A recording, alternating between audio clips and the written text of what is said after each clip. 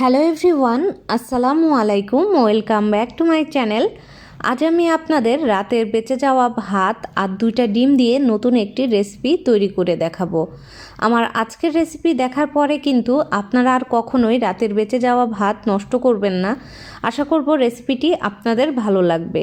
এখানে আমি 1 কাপ পরিমাণ রাতের বেঁচে যাওয়া ভাত নিয়েছি। এটা ফ্রিজের ঠান্ডা ভাত ছিল। তো এখানে 1 কাপ পরিমাণ ভাত আছে। তো এই ভাতটা দিয়েই আজকের মজার রেসিপিটি আমি তৈরি করে আপনাদেরকে দেখাবো। আশা করব রেসিপিটি আপনাদের কাছে ভালো লাগবে। তো আমি ভাতটা এক সাইডে সরিয়ে রাখছি আর ছোট্ট একটা বল নিয়ে নিচ্ছি। এই বোলের মধ্যে নিয়ে নিব 2টা ডিম। যেহেতু এখানে 1 কাপ পরিমাণ ভাত আছে তাই আমি 2টা ডিম নিচ্ছি। আর আপনাদের ভাত যদি কম হয় বা বেশি হয় তাহলে কিন্তু ডিমটা একটু কম বেশি করে নেবেন। তো আমি একটা বলে 2টা ডিম ভেঙে নিচ্ছি। এবার আমি একটা ফ্রাই প্যান চুলায় বসিয়ে এর মধ্যে দিয়ে দিলাম 2 টিস্পুন সয়াবিন তেল। এর মধ্যে দিয়ে দিব একটা দেশি রসুন আমি কুচি করে নিয়েছি। রসুনটা আমি কিছুক্ষণ ভেজে নেব, এতে করে রসুনের খুব সুন্দর একটা ফ্লেভার তেলের মধ্যে কিন্তু ছড়িয়ে যাবে। তো রসুনটা আমি একটু ভেজে নিয়েছি। এবার আমি এর মধ্যে দিয়ে দিচ্ছি 2টা মাঝারি সাইজের পেঁয়াজ কুচি। পেঁয়াজটা কিন্তু আমি একেবারে কুচি করে নিয়েছি। এবার আমি পেঁয়াজটাও কিছুক্ষণ ভেজে নেব। পেঁয়াজটা একটু ভেজে নিতে হবে। পেঁয়াজটা কিন্তু একেবারে বেরেস্তার মতো করার দরকার নেই, অল্প একটু ভেজে নিলে কিন্তু সফট হয়ে যাবে। তো আমি পেঁয়াজটা ভেজে নিচ্ছি আর চুলাটা মাঝারি হাই হিটে আছে। দিয়ে দিব 6-7টি কাঁচামরিচ কুচি। আপনারা আপনাদের টেস্ট অনুযায়ী ঝালটা কম বেশি করে নিতে পারবেন। তো আমি সব কিছু একটু ভেজে নিচ্ছি। ভেজে একেবারে সফট হয়ে আসা পর্যন্ত অপেক্ষা করতে হবে। তো দেখুন খুব ভালোভাবে সফট হয়ে গেছে। এবার আমি এর মধ্যে দিয়ে দিব 1/2 কাপ পরিমাণ ফুলকপি আমি কুচি করে নিয়েছি।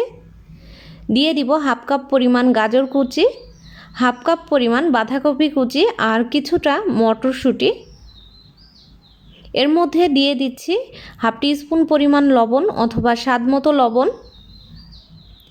এবার আমি সব সবজিগুলো একটু ভেজে নিচ্ছি। প্রায় 2 মিনিটের মতো একটু নাড়াচাড়া করলেই কিন্তু সবজিগুলো একটু সফট হয়ে আসবে। তো আমি 2 মিনিটের মতো নাড়াচাড়া করে নিচ্ছি। এবার আমি সবজিগুলো একটু সিদ্ধ করে নেব। এর জন্য একটা ঢাকনা দিয়ে 5 মিনিটের মতো অপেক্ষা করতে হবে। 5 মিনিট হয়ে গেছে, ঢাকনা খুলে নিচ্ছি। দেখুন সবজিগুলো কিন্তু খুব ভালোভাবে সিদ্ধ হয়ে গেছে। যেহেতু এই সবজিগুলো খুবই নরম, তো সিদ্ধ হতে খুব একটা টাইম লাগে না, খুব সহজেই সিদ্ধ হয়ে যায়। তো সবজিগুলো আমি এক সাইডে করে নিচ্ছি প্যানের। আর এর মধ্যে আমি দিয়ে দিব আরও 2 টিস্পুন সয়াবিন তেল। এবার আমি এর মধ্যে দিয়ে দিচ্ছি 2টা ডিম। এর উপরে আমি অল্প একটু লবণ দিয়ে দিচ্ছি, শুধুমাত্র ডিমে যতটুকু প্রয়োজন হয় ওই রকম একটু লবণ দিয়ে দিলাম। এবার আমি ডিমটা ভেজে নিচ্ছি। ডিমটা অল্প একটু সময় নাড়াচাড়া করলেই কিন্তু দেখবেন যে খুব ভালোভাবে ভাজা হয়ে যাবে। তো আমি ডিমটা ভেজে নিচ্ছি। তো ডিমটা মোটামুটি ভাজা হয়ে গেছে, দেখতেই পাচ্ছেন আপনারা। এবার আমি এই সবজিগুলো মিশিয়ে দেব ডিমের সঙ্গে। খুব সহজেই কিন্তু একটা ইউনিক রেসিপি কিন্তু আপনারা তৈরি করে নিতে পারেন। আর এই রেসিপিটা কিন্তু আপনারা বাচ্চাদেরকেও খাওয়াতে পারেন, এতে করে কিন্তু খুবই উপকার হবে, কারণ এর মধ্যে অনেক ভেজিটেবল আছে। এবার দিয়ে দিব আমি ভাত। এই ভাতটা রাতের বেঁচে যাওয়া ভাত ছিল, ফ্রিজের ঠান্ডা ভাত। আর দিয়ে দিচ্ছি 1 টিস্পুন গোলমরিচের গুঁড়া। এবার আমি সব কিছু খুব ভালোভাবে মিক্সড করে নিচ্ছি। সব কিছু খুব ভালোভাবে মিক্সড করে নিতে হবে। আর যেহেতু এটা রাতের ভাত, তো আমি চুলাটা লো করে 2 মিনিটের জন্য ঢাকনা দিয়ে ঢেকে রাখবো। এতে করে সব কিছু খুব ভালোভাবে সফট হয়ে যাবে।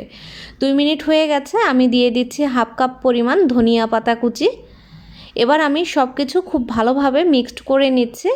মিক্সড করে নিয়ে কিন্তু আমি চুলাটা বন্ধ করে দেব। আমাদের রাইসটা কিন্তু একেবারে রেডি হয়ে গেছে, এর থেকে আর ভাজার দরকার নেই। আমি সার্ভ করে আপনাদেরকে দেখাচ্ছি কেমন হলো। তো রাইসটা আমি সার্ভ করে নিচ্ছি। এটা কিন্তু খেতে কোনো রকম কোনো তরকারির প্রয়োজন হবে না, আপনারা কিন্তু এমনি এমনি এটা খেতে পারেন। এটা এতটাই মজার রেসিপিটি। আশা করব আমার আজকের রেসিপি আপনাদের ভালো লেগেছে। একবার হলেও বাসায় ট্রাই করে দেখবেন, অবশ্যই ভালো লাগবে। আজকের রেসিপি এ পর্যন্তই। আল্লাহ হাফেজ।